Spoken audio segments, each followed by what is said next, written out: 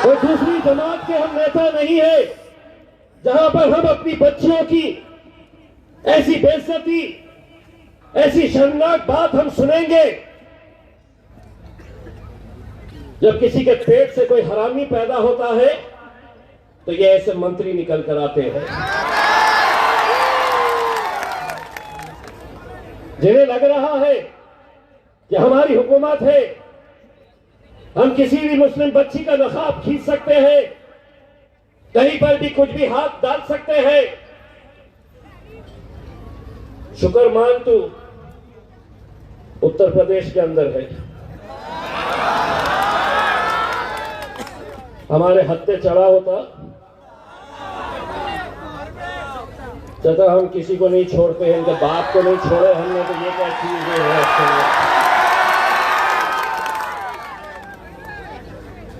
एक हद होती है मेरे भाई, लेकिन इस घटना ने एक बात तो हमें बता दिया है कि इस मुल्क के अंदर जिस दौर में हम रह रहे हैं वो कैसा दौर है।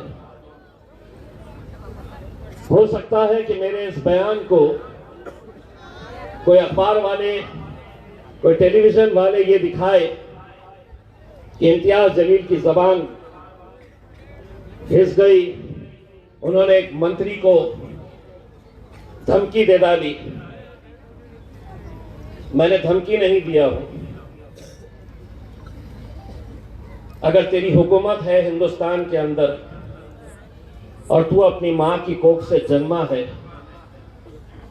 तो महाराष्ट्र में आके ऐसा बयान देके दिखा, तुझे दिखाएंगे हम कि तू वापस कैसे जाता है। सियासत अपनी जगह मेरे भाई, लेकिन अगर हम आज ऐसी घटनाओं का अगर हम विरोध नहीं करें तो ये समझ लो ना तो तुम्हारे लिए कोई कांग्रेस का नेता खड़े रहने वाला है, ना उद्धव ठाकरे खड़े रहने वाला है, ना एकनाथ शिंदे, ना अजीत पवार, ना शरद पवार। भारतीय जनता पार्टी तो वैसे भी आपको इस मुल्क का मानती नहीं है। अगर कोई इनका विरोध अगर कोई कर सकता है, कोई इनकी आंख में आंखें डालकर जिस लहजे में इनको जवाब देना है, अगर वो लहजे में जवाब देने की ताकत अगर आज अल्हम्दुलिल्लाह किसी पार्टी के अंदर है, किसी नेता के अंदर है, तो वो मेरे कायद बैरिस्टर असदुद्दीन अवैसी और मजलिस इत्तेहाद मुस्लिमीन के अंदर है। अब एक और बात भी सुन ले, बिहार के मुख्यमंत्री तेरे लिए भी और उत्तर प्रदेश के मंत्री तेरे लिए भी क्या है, कुछ लातों के भूत बातों से नहीं मानते। जिस भाषा में उनको समझ में आती है उसी भाषा में उन्हें जवाब देना पड़ता है। तो मेरा जवाब यह है कि अभी सियासत की मस्ती है, अभी हुकूमत की मस्ती है, मगर बहुत पछताएगा उस दिन। तू हमसे क्या, हमारे साए से भी घबराएगा उस दिन। अभी हुकूमत की मस्ती है, मगर बहुत पछताएगा उस दिन। तो हमसे क्या, हमारे साए से भी घबराएगा उस दिन। जिस दिन हमारे हाथ से छूटेगा सब्र का दामन, तुझे तेरी औकात का पता चल जाएगा उस दिन। हर चीज, हर बात हम सुनने के लिए नहीं है कि तुम कुछ भी करेंगे, तुम कुछ भी बोलेंगे और हम सिर्फ सुनने का काम करेंगे। मैं बैरिस्टर असदुद्दीन अवैसी साहब को मानने वाला हूं। उस शख्स ने इस मुल्क के मुसलमानों को अगर कोई एक सीख दी है तो यही सिखाया है कि जुल्म होगा, ज्यादतियां होंगी, तकलीफें सहनी पड़ेगी, लेकिन उसके बावजूद भी हम इस जमहूरियत के अंदर रह के संविधान के हिसाब से हम हुकूमत से लड़ते रहेंगे। और लड़ने का मतलब यह है कि सारे लोगों को इस बात की तकलीफ है कि हम हर एक के सामने सर झुका नहीं रहे हैं। उन्हें तकलीफ इसी बात की हो रही है कि एक कांग्रेस का मुसलमान है वो खामोश रहता है, अजीत दादा के पीछे गुलामी करने वाले बहुत सारे मुस्लिम लीडर्स हैं वो खामोश रहते हैं, उद्धव ठाकरे को मानने वाले मुसलमान वो खामोश रहते हैं। लेकिन ये कैसा बोलते हैं, ये क्यों बोलते हैं? इसलिए बोलते हैं कि हमने इतने सालों तक तुमको सुना है, तुम बोलते थे और हम सुनते थे, लेकिन अब मेरे कायद बैरिस्टर असदुद्दीन अवैसी साहब ने हमको ये सिखाया है, अब हम बोलेंगे और तुम्हारे बाप को भी सुनना पड़ेगा, सुनना पड़ेगा। इसलिए सुनना पड़ेगा, वो छोटी सी बच्ची का जोश देखकर ये इसलिए सुनना पड़ेगा बेटी, इसलिए सुनना पड़ेगा कि सभी का खून शामिल है इस मिट्टी में। ये मुल्क किसी के, ये बार बार इन्हें याद दिलाना पड़ता है। क्यों याद दिलाना पड़ता है? इसीलिए कि क्या है, आदत पड़ गई है लातों के भूत। अब आज का ही मैं एक उदाहरण देता हूं। मेरे शहर में एक मंत्री है, एकनाथ शिंदे का मंत्री है, उसने बयान दिया और आज इलेक्शन कमीशन बंबई दफ्तर में गए और बंबई के दफ्तर में जाकर उन्होंने बोले कि 15 जनवरी को महानगर पालिका के इलेक्शन होने हैं महाराष्ट्र के अंदर, और 14 जनवरी को यानी कि एक दिन पहले हिंदू धर्म का बहुत बड़ा त्योहार मकर संक्रांति है। मकर संक्रांति 14 को, 15 को इलेक्शन। तो उन्होंने ये कहा कि हमारे धर्म में मकर संक्रांति के दिन हम कुछ उड़ाते हैं।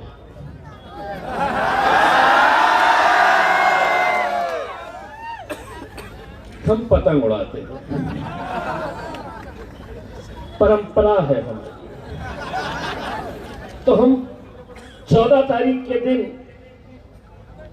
आचार संहिता लगी रहेगी, लेकिन आसमान में पतंग दिखेंगे। तो उन्होंने इलेक्शन कमीशन को एक पत्र दिया है कि एमआईएम को इसका फायदा हो सकता है, तो इसलिए इनके पतंग की निशानी छीन ली जाए। कहां से चुन के लाए रे मोदी तुम्हें?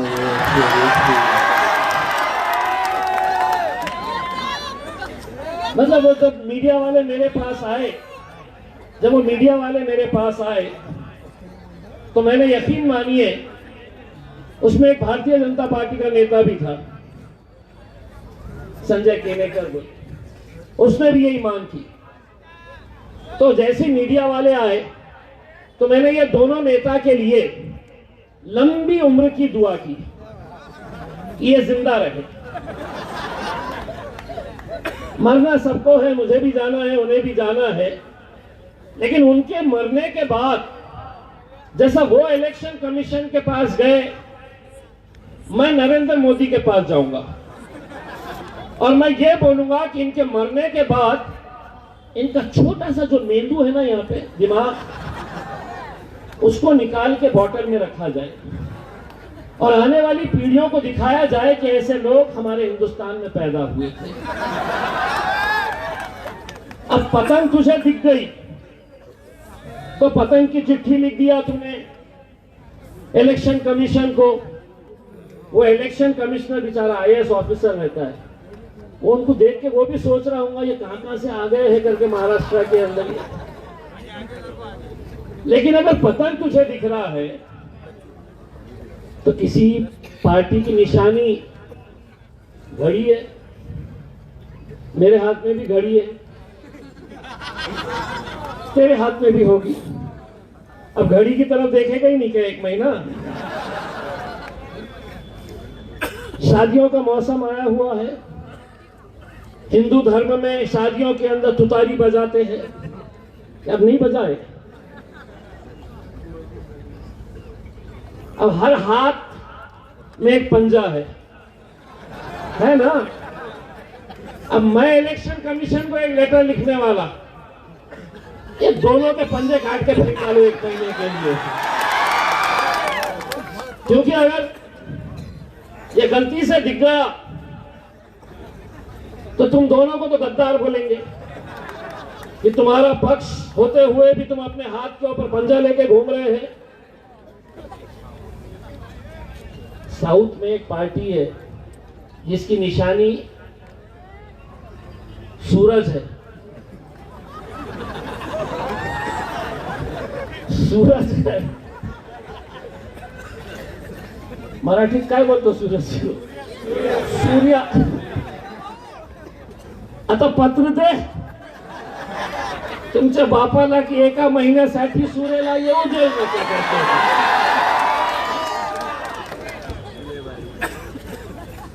अजीब अजीब लोग आ गए। असल में क्या है मालूम क्या? इनको आदत हो गई है, इनको आदत हो गई है कि हम कुछ तो भी ऐसा बोल डालेंगे और बोलने के बाद उनको मालूम रहता है कि आ बैल मुझे मार। तो कुछ तो भी उठते हैं, कोई ना कोई कुछ तो भी बोल देता है और वो समझता है कि मैं तो भैया ये कांग्रेस का मुसलमान के जैसा होऊंगा, एनसीपी के मुसलमान के जैसा होऊंगा। आपको मालूम है ना, महाराष्ट्र के अंदर कुछ नेता हैं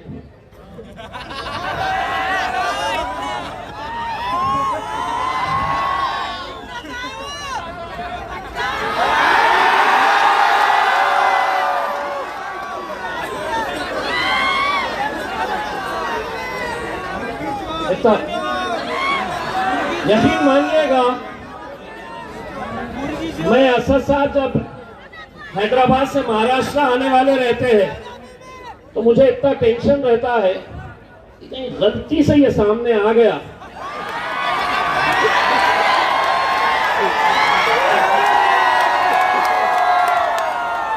कहीं जेब में भर के हम बोले भैया। अब उसका देख देख के एक अहमदनगर के अंदर एक एमएलए तैयार हो गया था।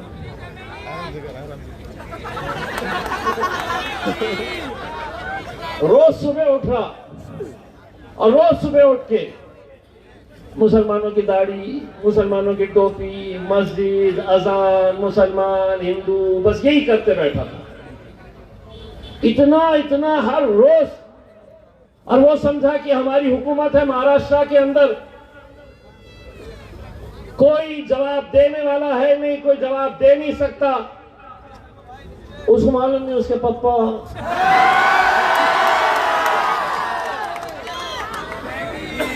और हमारी फितरत है, हमारी फितरत ऐसी हो गई है कि अगर हमको कोई कुछ दे रहा तो हम सूद समेत वापस कर देते। तो जब बहुत हो गया उसका बोलना तो हमारे भी चाहने वाले लोगों ने कहा कि देखो ना साहब वो ऐसा बोल रहा है, ऐसा बोल रहा है। एक दिन अपन ने असद भाई को फोन करे और असद भाई को बोले, असद भाई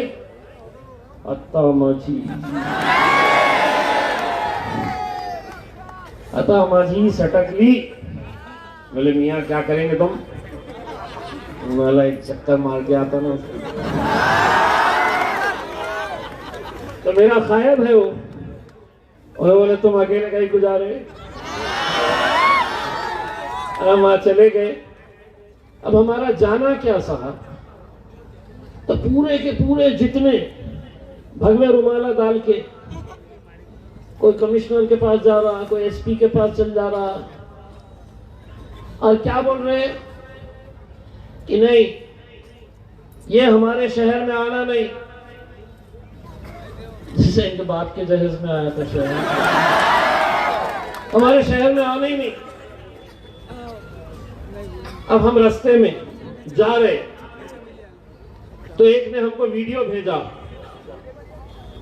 ऐसा मोटा था आदमी, और वो स्टेटमेंट दे रहा, उसके अतराफ में ऐसी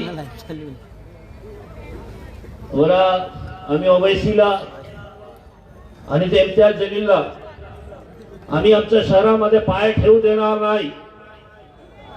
अच्छा, पाय, उन्हें पाय बोलती है, अपने को पाय याद आ गया। लेकिन अब उसने बोल दिया, उसने समझा कि अब हम गाड़ी पलटाएंगे और चले जाएंगे, क्योंकि उनको तो ऐसा लगा कि भैया अपनी हुकूमत, अपना राज, लेकिन उनको क्या मालूम है पप्पा आ रहे हैं। तो हम चले गए वहां पर, वहां पे गए तो पुलिस ने फुल बंदोबस्त लगा के रखा। बोले वो वहां पे आंदोलन कर रहे, तुम नहीं आना, तुमने यहाँ पे कदम नहीं रखना। स्टेटमेंट क्या था, त्यांना आमच्या शहरामध्ये पाय ठेवू देणार नाही। मतलब हम उनको हमारे शहर में पैर रखने नहीं देंगे।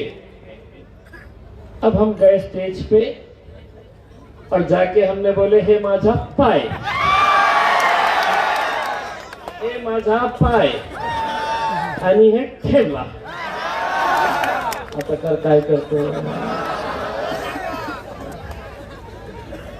दरअसल क्या है, ये कीड़े मकोड़ों को कोई शेर का सवा शेर मिला नहीं था। उनको ऐसा लगता था कि कोई भी कुछ भी बोल लो। हम अहमदनगर में गए और ज्यादा कुछ नहीं बोले, किसी का नाम नहीं लिए, लेकिन हमने इशारों में बोल के आ गए, चिकनी चढ़ाई हमारे मुंह को मतलब जबरदस्ती। बस अल्हम्दुलिल्लाह वो दिन था, चिकनी चमेली जंगलों में नाच रही है, तो जबान नहीं खुली। चचा, ये दौर, ये खामोश मिजाजी तुम्हें जीने नहीं देगी। इस दौर में जीना है तो कोहराम मचा दो, नहीं जीने देंगे आपको। ये समझेंगे कि हमारी हुकूमत है, हम कुछ भी कर सकते हैं, हम कुछ भी बोल सकते हैं, और इससे बढ़कर क्या बुरे दिन देखना चाहते हैं। ये हमारी बच्चियों के ऊपर अब ये हाथ डालने की हिम्मत कर रहे, हमारी मस्जिदों को शहीद किया जा रहा, हमारी दरगाहों के ऊपर, उनकी जमीनों के ऊपर इनकी नजर है। हमारी मस्जिदों के ऊपर लाउडस्पीकर रहेंगे नहीं रहेंगे, हमारी बच्चियां हिजाब में जाएगी नहीं जाएगी, तुम क्या खाओगे, क्या पहनना चाहिए, ये तय कर रहे।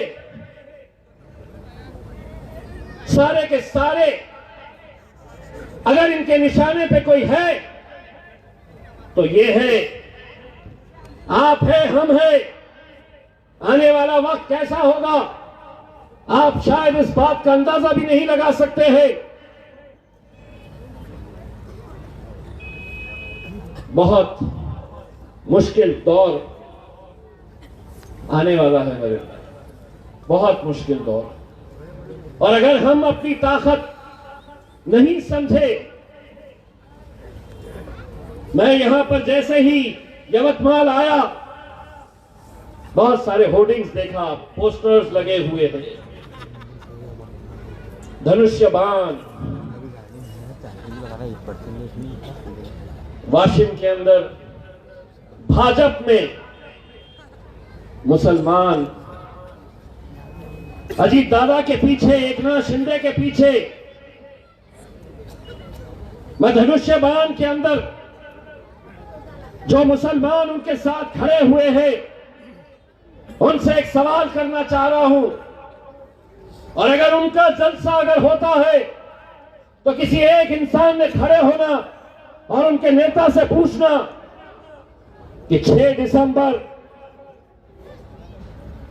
आज से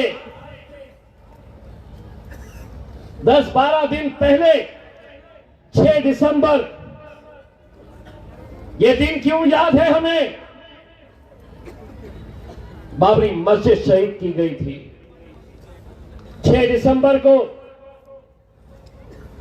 यही एकनाथ शिंदे की पार्टी,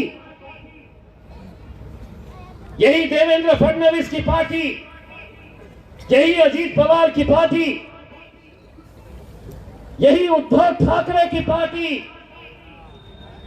इन्होंने 6 दिसंबर को हर साल यह फैसला किया है कि इनके जख्मों पर हम हर 6 दिसंबर को नमक छिड़कने का काम करेंगे। ये 6 दिसंबर को भी पूरे महाराष्ट्र में शौर्य दिवस मनाया गया और उन्होंने ये ऐलान किया कि हमें गर्व है, हमारा अभिमान है या गोष्ठीचा कि बाबरी मस्जिद आम्ही पाडली होती, बाबरी मस्जिद हमने गिराए, इस बात का गर्व है हमें।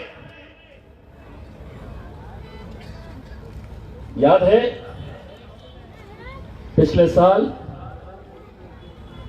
गुस्ताख रसूल एक महाराज हमारे नबी करीम मोहम्मद मुस्तफा सल्लल्लाहु अलैहि वसल्लम के खिलाफ गुस्ताखी करता है। आपको याद है वो रैली जो हम मुंबई तक लेकर गए थे, हजारों की तादाद के अंदर गाड़ियां,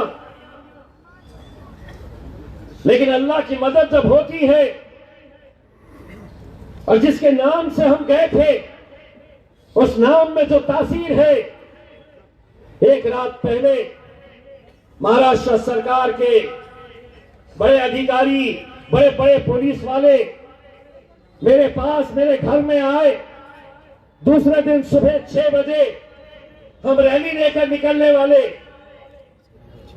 रात में 2 बजे मुझसे कहा गया कि आपकी रैली को परमिशन नहीं है, आप ये रैली निकाल नहीं सकते, आपको इजाजत नहीं दी गई है, आपको परमिशन दी नहीं गई है।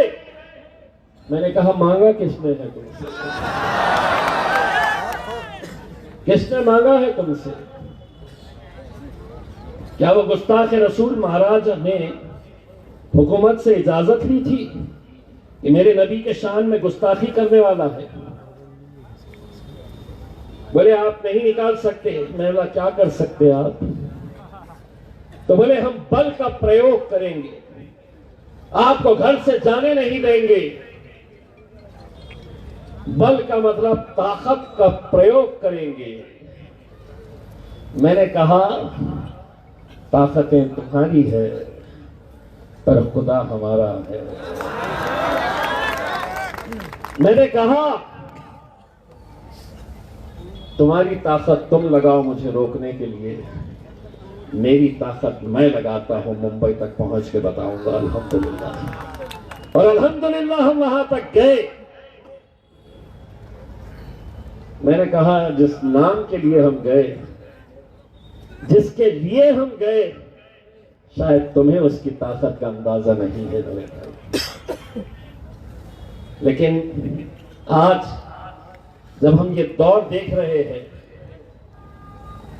तो मैं आपसे, उन नेताओं से जिनकी तस्वीरें, जो मेरी मां बहनें नकाब में, बुरखे में, उनके होर्डिंग्स पर नजर आ रही है। सियासत अपनी जगह, राजनीति अपनी जगह, ऐसे 1000 कुर्सियों को हम ठोकर मारेंगे। एक बात दिल पे हाथ रखकर सोचो मेरे भाई, क्या एकनाथ शिंदे कभी ये बात सोचता नहीं होगा कि जिस गुस्ताख रसूल महाराज ने इनके नबी के खिलाफ गुस्ताखी की, दूसरे ही दिन यही एकनाथ शिंदे उस महाराज के आश्रम में गया और आश्रम में जाकर उसकी पीठ थपथपाई और पीठ थपथपाकर कहा की आमच्या राज्यात तुम्हाला तुमच्या केशालाही आम्ही हात लावू देणार नहीं। हमारे राज्य में कोई तुम्हारे बाल को भी धक्का नहीं लगा सकता। ऐसे वो महाराज तखला था।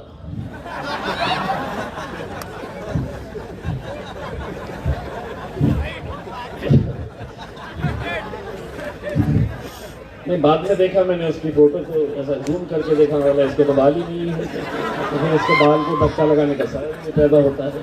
लेकिन एकनाथ शिंदे जब अपने लोगों के साथ बैठता होगा, इस बात के ऊपर यकीनन वो हंसता होगा कि जो कौम अपने नबी के लिए जान देने का दावा करती है, जिंदगी लुटाने का दावा करती है, जो कौम अपने नबी के बारे में ये कहती है कि हमारा वजूद, हमारी पहचान जिनसे है,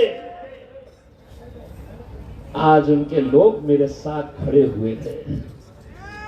गुस्ताख रसूल सिर्फ अकेले वो महाराज नहीं है, गुस्ताख रसूल एकनाथ शिंदे भी है, अजीत पवार भी है, देवेंद्र फडणवीस भी है।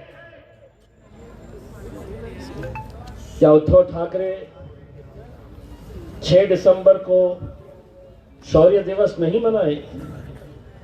जाइए देखिए, पूरे महाराष्ट्र में आदेश था कि 6 दिसंबर को इनके जख्मों पर नमक छिड़को।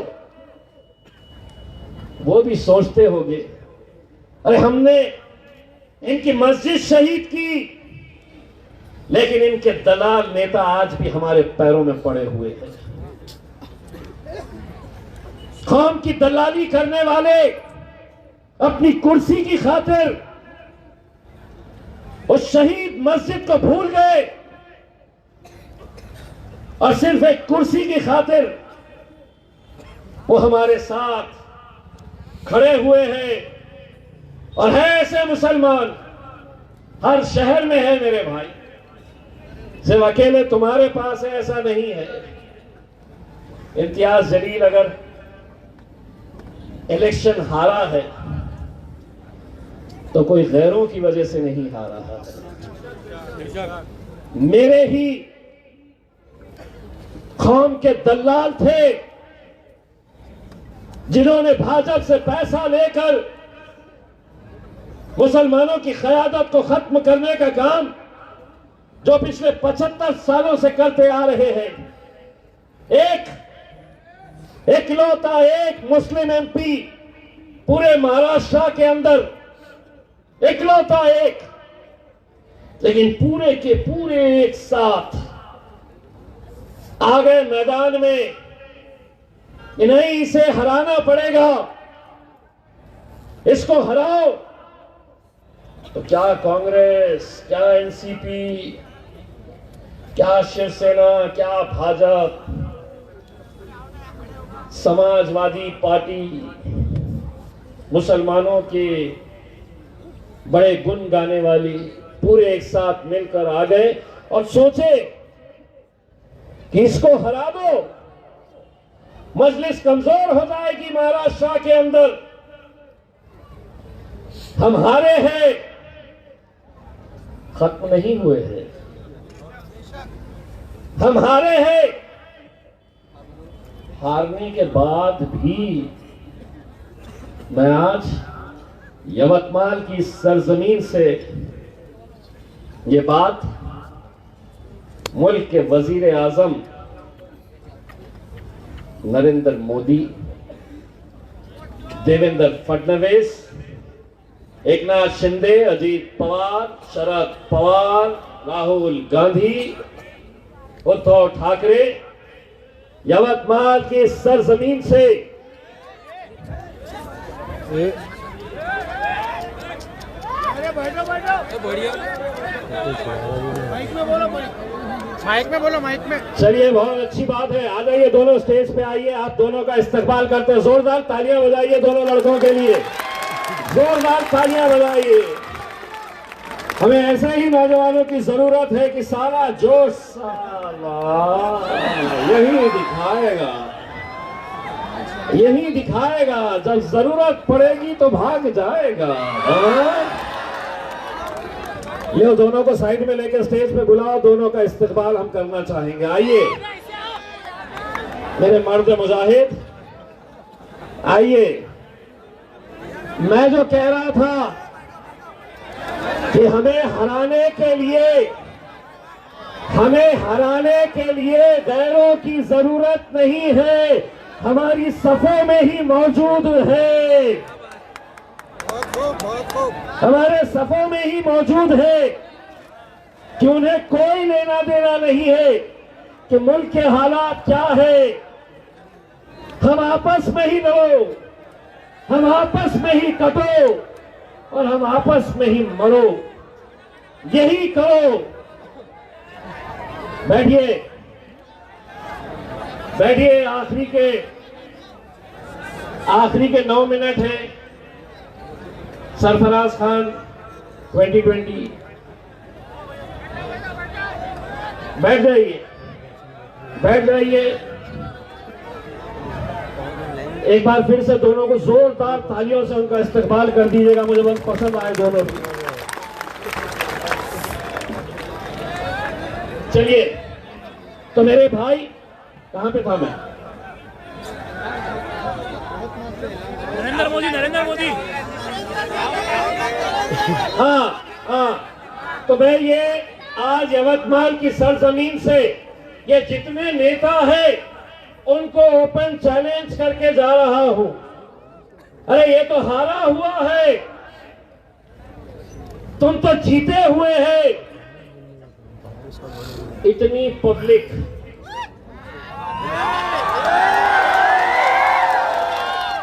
बगैर पैसों के, बगैर गाड़ियां भेजे हुए तुम जमा करके दिखा दो।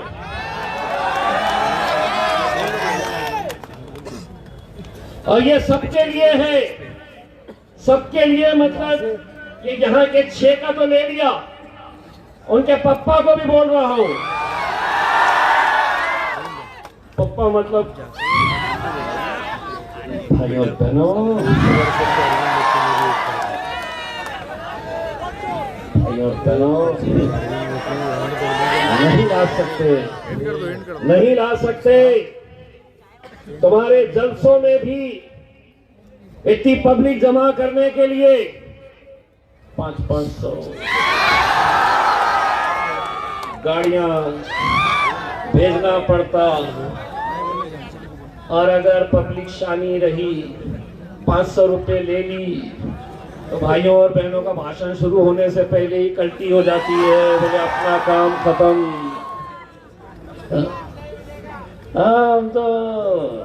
हम तो हारे हुए हैं, लेकिन अल्हम्दुलिल्लाह जलवा कभी हमारा नहीं देख लिया। मेरे भाई, आज इस यवतमाल के इस इलेक्शन में मैं आप लोगों से ये अपील करने के लिए आया हूँ कि हमारे 5 उम्मीदवार हैं और एक छठा उम्मीदवार है हमारा, जिसकी निशानी अंगूठी है। वसीम शाह, बशीर शाह, MIM ने उन्हें तायीद की है।